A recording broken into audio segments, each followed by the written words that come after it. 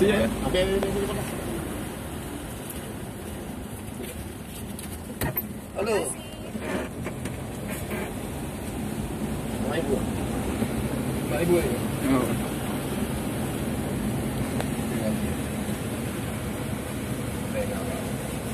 Masih abang-abang wah. Betul tak? Kalau darat pun kita bahaya juga.